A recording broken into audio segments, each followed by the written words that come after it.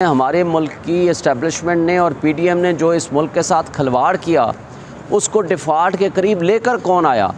अब सिर्फ इस आईएमएफ के कर्ज़े से इतना हुआ है कि डिफ़ॉल्ट को डिले कर दिया। डिफ़ॉल्ट का ख़तरा नहीं टला, डिफ़ॉल्ट को डिले कर दिया जी 3 महीने या 6 महीने के लिए।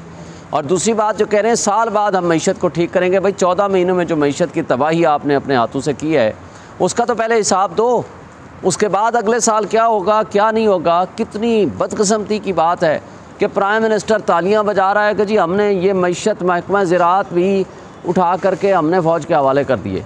पहले उनके बारे में कहा जाता था वो महकमा ज़राअत हैं, अब हकीकी मानों में महकमा ज़राअत भी उनके हवाले हो गया।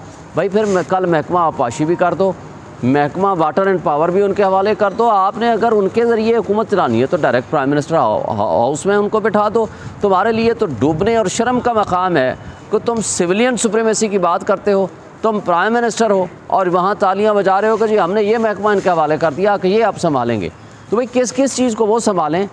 फिर बॉर्डर्स पे जजों को और वकीलों को और प्राइम मिनिस्टर को और कैबिनेट को भेज दो, जाएँ बाहर बॉर्डर पे जा कर के अपने मुल्क की रखवाली करें। कहा जा रहा है कि इमरान खान के नाम पे क्रॉस का निशान लग चुका है। क्या वाकई में ये क्रॉस का निशान लगाने वाले कौन है और क्यों ऐसा कर रहे हैं? क्या अवाम की कोई वोट की कोई जो है वो पावर नहीं है पाकिस्तान में? देखें, अवाम को पब्लिक का ये लेटेस्ट सर्वे आया है वर्ल्ड टाइम का, जिसमें उन्होंने 97% पॉपुलैरिटी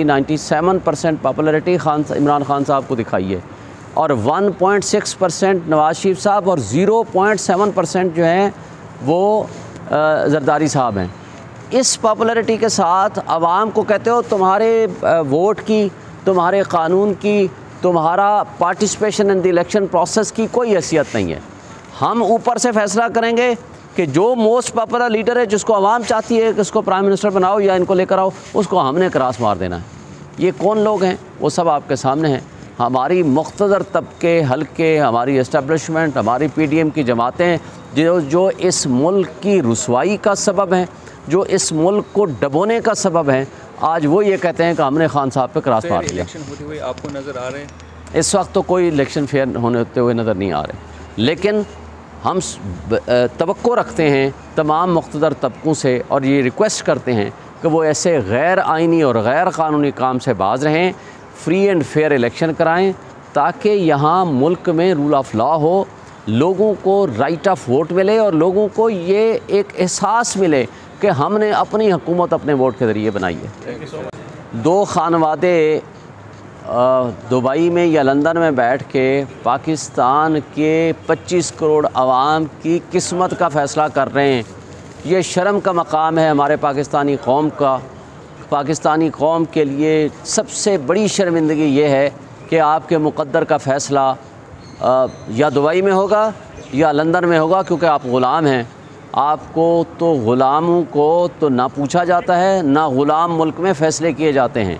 और मौलाना फजलुर रहमान जो हैं वो भी उसी क्या कहते हैं पॉलिटिकल एलिट्स का हिस्सा बनते हुए उनको अपने मफादात और अपनी बंदर बांट में हिस्सा चाहिए।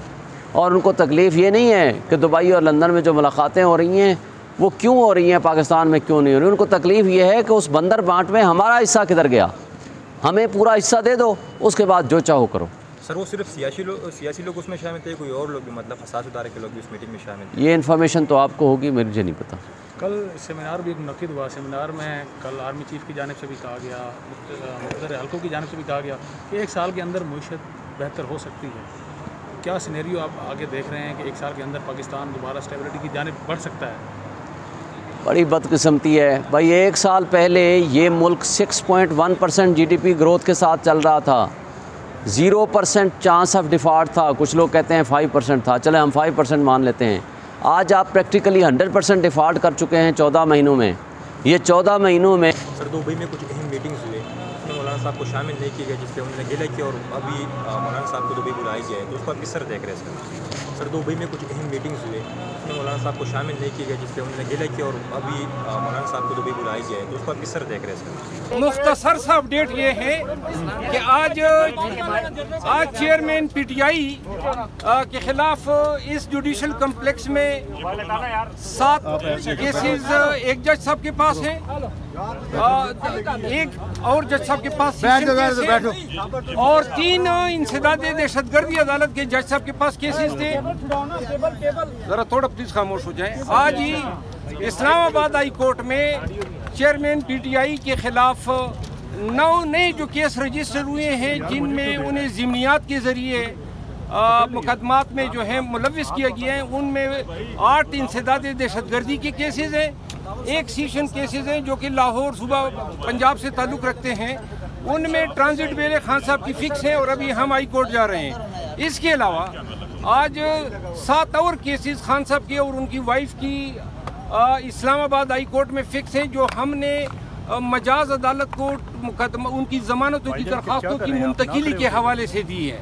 इंशाल्लाह आज 12 या 2 बजे तक इन केसेस में समाअत होगी इस्लामाबाद हाई कोर्ट में। और यहाँ जो मुकदमा थे सब में 19 तारीख जो है 19 जुलाई मुकर्रर हुई है। इंशाल्लाह 19 जुलाई को खान साहब इस कम्प्लेक्स में दोबारा आएंगे। जी, थैंक यू सो मच।